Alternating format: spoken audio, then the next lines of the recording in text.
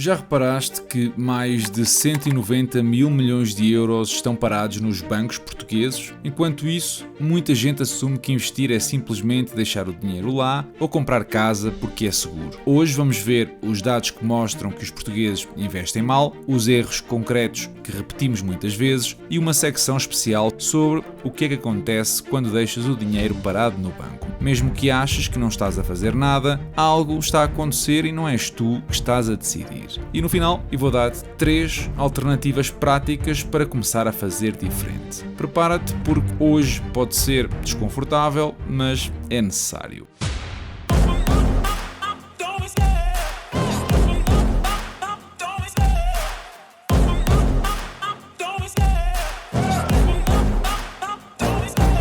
Love the chase and the hunt, and I set the pace when I'm running. I always take what I want and I always give it 100. Don't need a bank, no I'm funded. Play the game like it's nothing. I'm always thankful for something. Don't take for granted, stay humble. Now wake up, it's time to look at the enemy. Look in the mirror if he is no friend to me. It's not working out, maybe it's the chemistry. It's time to break up so I can make a better me. Better believe it. Primeiro, o montante de depósitos das famílias em bancos residentes em Portugal atingiu aproximadamente 197 mil milhões de euros em setembro deste ano. Este valor é um novo máximo histórico e a tendência do gráfico é para continuar a subir. Mas o que é que isto significa? Significa que temos muito dinheiro parado, ou melhor, confiado aos bancos. Em segundo, a literacia financeira. Num exercício do PISA, em 2022, os alunos portugueses de 15 anos obtiveram 494 pontos na escala de literacia financeira, muito próximos, digamos, também da média da OCDE. Mas, se os estudantes até estão mais ou menos em linha com a OCDE, os adultos continuam a claudicar. Num estudo do Conselho Nacional de Supervisores Financeiros, Portugal ocupa apenas o 13º lugar entre 39 países no indicador global de literacia financeira da população em 2024. Em 2023, a União Europeia publicou um estudo também onde Portugal ficou em penúltimo lugar, apenas à frente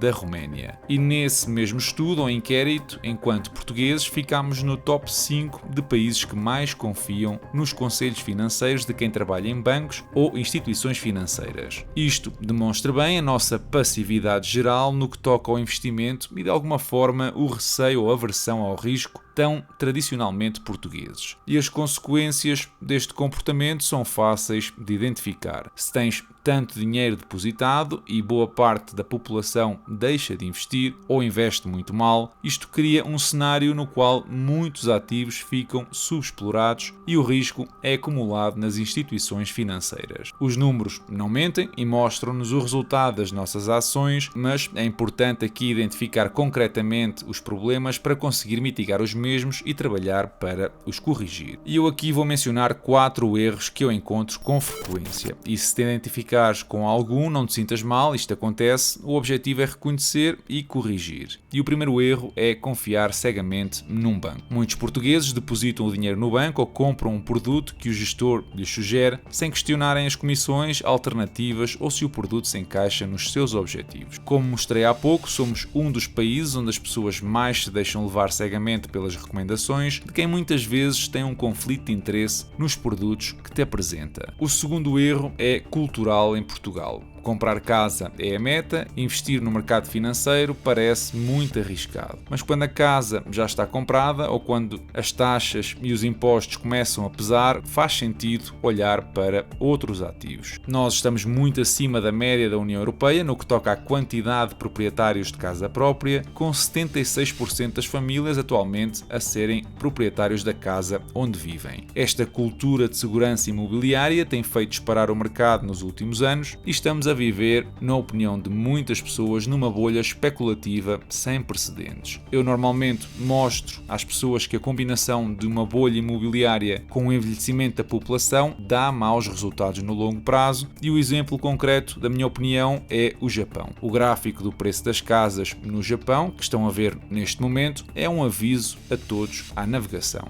O terceiro erro é a falta de diversificação. Por vezes Tudo vai para um único tipo de ativo, como o imóvel ou um depósito, sem considerar que diferentes classes de ativos têm diferentes comportamentos ao longo do tempo. No quarto erro temos a falta de consistência e de visão de longo prazo. Muitos investem só quando está na moda, como são as criptomoedas ou o imobiliário turístico, ou até por impulso, sem um plano estratégico. Investir, convenhamos, não é apenas escolher algo, é ter disciplina, um horizonte temporal e clareza nos objetivos. Mas por que é que então estes erros continuam a perpetuar-se no tempo? Vamos ver. Há várias razões para este comportamento padrão e algumas delas são culturais, outras mais estruturais. A falta de literacia financeira mais avançada, embora Portugal esteja em linha com a média dos países da OCDE para os jovens, isto não significa que os adultos saibam investir, diversificar ou questionar os produtos. Aliás, muitos nem sabem calcular taxas de juro ou definir o que é o juro composto. Depois temos a herança da crise de 2008 e anos de rendimentos baixos e poupanças com taxa quase zero, e isto deixa um investidor português mais averso ao risco, o que faz com que muitos prefiram nem sequer mexer no dinheiro. E depois, o sistema bancário, que historicamente tem sido a porta de entrada para poupar e investir em Portugal, o que significa que muitos produtos são vendidos como segurança por via dos bancos, nem sempre são os mais eficientes. Existem comissões escondidas, ausência de rentabilidade real ou o tal conflito de interesses que eu mencionei são problemas concretos que raramente se vêem discutidos em praça pública. Até há bem pouco tempo,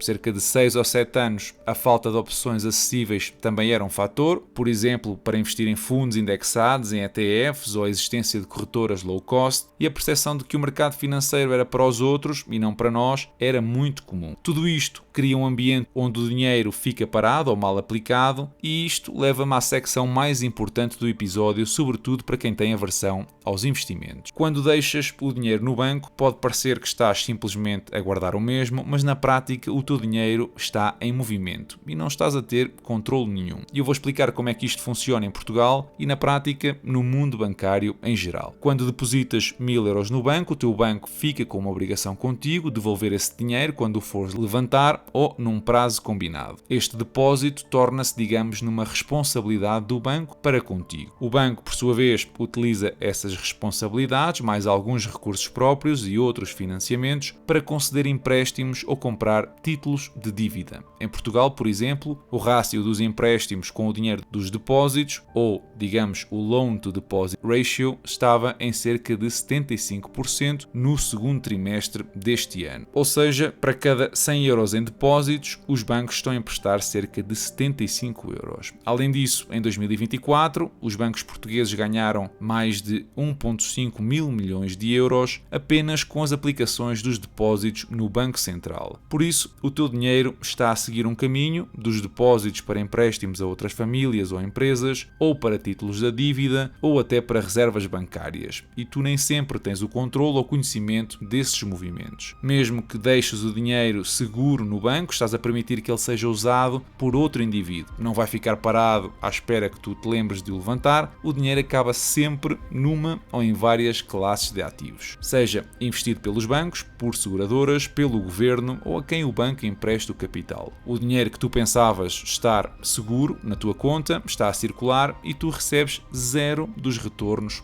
do mesmo. E mesmo que o banco te pague 1 ou 2%, o teu dinheiro está a perder valor com a inflação que atualmente anda na casa dos 2 a 3%. Portanto, o medo que tu tens só te está a privar a ti de manter o valor do teu capital ou do teu esforço. O banco está a usar o teu dinheiro na mesma, quer tu queiras, quer não queiras, portanto, na prática, o teu receio é bom para o banco e mau para ti próprio. Dito isto, a mensagem principal que eu quero deixar é que o dinheiro no banco não é uma decisão neutra. O dinheiro circula na mesma, só que tu ficas de fora do cenário enquanto outros lucram com ele. Poupaste? Sim, parabéns, mas investir é ainda mais importante.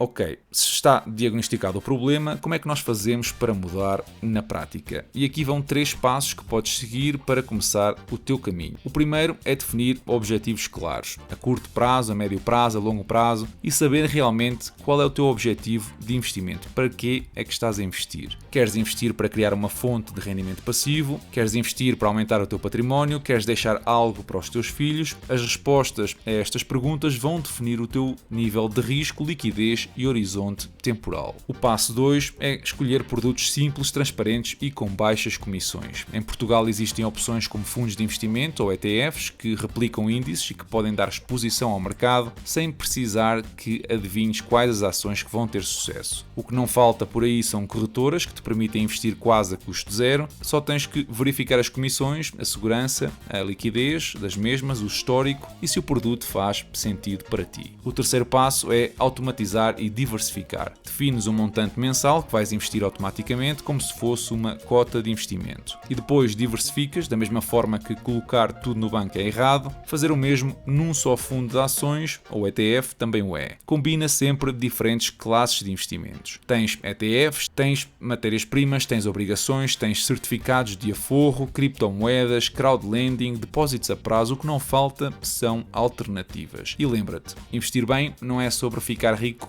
rápido. É sobre manter a coerência, a paciência, a disciplina e aprender ao longo do caminho. Algo que podes treinar, por exemplo, na nossa comunidade no Patreon, porque o que não faltam por lá são casos de sucesso de pessoas que estabilizaram os seus investimentos e continuam a aprender todos os dias. Se fizeres isto, estás numa posição muito melhor do que simplesmente deixar o dinheiro parado e esperar que amanhã renda mais ou que a inflação caia para não perderes tanto. Se gostaste deste episódio, deixa o teu like, subscreve o canal e não te esqueças de partilhar o teu feedback na caixa de comentários. Esta semana a Scramble volta também a abrir uma nova ronda de investimento depois de no mês passado ter conseguido perto de 2,5 milhões de financiamento. Nesta ronda de novembro temos um novo conjunto de empresas, 25 para ser mais exato, com marcas que vão desde a venda de acessórios, alimentação, bebidas, ao vestuário. Tu podes conhecer um pouco mais cada uma das empresas que procura financiar-se na plataforma na secção da galeria. Outra funcionalidade nova e interessante é que tu podes ver como é que o teu investimento é distribuído pelas diferentes marcas e assim ter uma ideia de quem é que estás a financiar indiretamente. Ora, eu vou reforçar capital na plataforma para participar desta ronda, fazendo parte assim dos mais de 3.200 investidores que todos os meses vão alocando algum capital para beneficiar de retornos de 6% a 6 meses ou 12% ao ano. No total, a ronda de novembro deve superar os 1,5 milhão de financiamento, com destaque para a comunidade portuguesa, que tem sido quem mais investe através da plataforma. Em outubro, representámos quase 650 mil euros, praticamente o dobro do segundo país, a Grécia. Eu já tinha investido em julho, o investimento que, como podem ver, já retornou 3 pagamentos mensais e posteriormente investi nas rondas de setembro e outubro com o capital que, entretanto, foi devolvido com juros. Em média, estes investimentos estão a render-me 9% ao ano, um valor atrativo, e também por isso eu vou investir mais 100 euros na categoria A. O processo é muito simples, podes financiar a tua conta através de uma transferência bancária ou usando o cartão Revolut e depois basta selecionares a categoria que pretendes, bem como o montante que vais aplicar. Eu tenho um episódio onde eu explico absolutamente tudo sobre a plataforma de forma imparcial, pelo que se tu quiseres perceber melhor como é que a Scramble funciona, os riscos, o potencial de retorno e se é ou não algo adequado para ti, passa pelo episódio 229 onde tens uma análise detalhada. Entretanto, podes usar as calculadoras da empresa para perceber as rentabilidades da plataforma, por exemplo, um investimento inicial de 200 euros com uma recorrência de 100 euros todos os meses durante 2 anos, a rentabilidade esperada anda próxima dos 12%. Uma alternativa, digamos, interessante, com risco, é verdade, às baixas rentabilidades dos depósitos a prazo e certificados. Caso estejas interessado em investir, eu vou deixar um link na descrição que podes usar para receber um bónus de 10 euros no teu depósito e lembra-te sempre de que existem riscos associados a este tipo de investimentos, pelo que deves investir apenas uma quantidade de dinheiro que estás disposto a perder. Os mercados esta semana esses foram tudo menos homogéneos, os índices americanos apresentaram ganhos, com destaque para os 2% do Nasdaq, já a Europa teve comportamentos mistos, com Suíça e França a perderem mais de 1% e a Áustria ou Itália, por exemplo, a superarem o mesmo valor, mas positivamente. Depois de quase uma década de polémicas, o Estado português vai sair finalmente do novo banco. O negócio foi assinado com o grupo francês BPCE e deve render ao Estado cerca de 1,7 mil milhões de euros, podendo aliás chegar aos 2 mil milhões se tudo correr bem. É no fundo o fechar de um capítulo complicado. O banco nasceu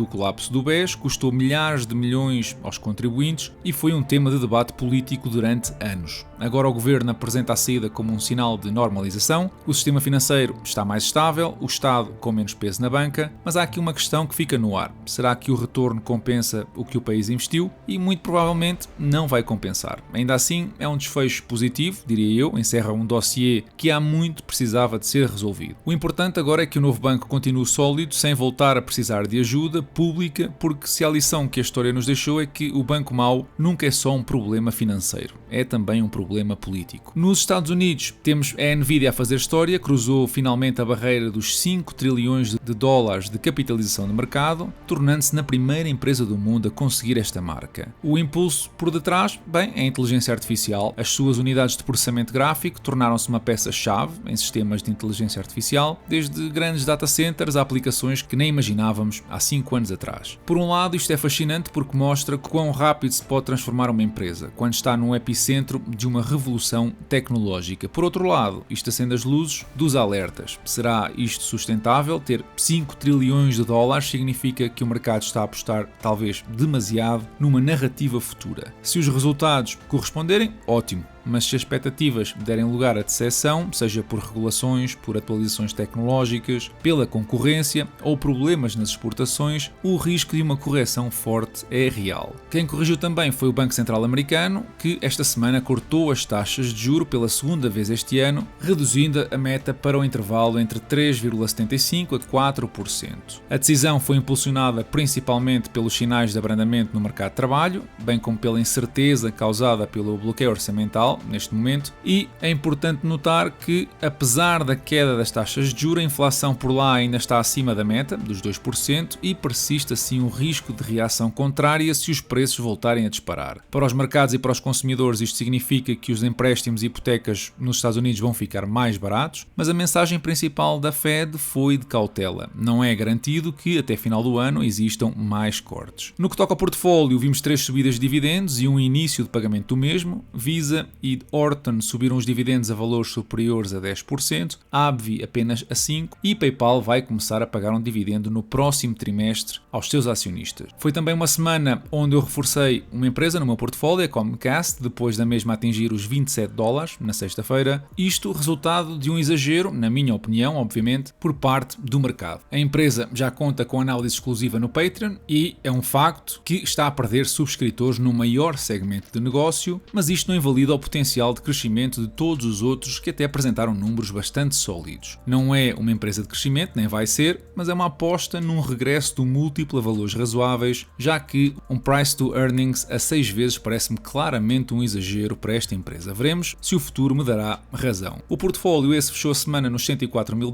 com uma performance anual à volta dos 14%, desta feita atrás do S&P 500. A nível de dividendos, fechou o mês de outubro com mais de $95 arrecadados. E é tudo por hoje. Deixa o teu like se gostaste deste episódio, subscreve o canal, segue-me no Instagram e no Spotify, onde tens o podcast mensal. Passa também pelo Patreon, onde tens uma comunidade incrível à tua espera. Da minha parte, eu desejo-vos uma excelente semana e bons investimentos.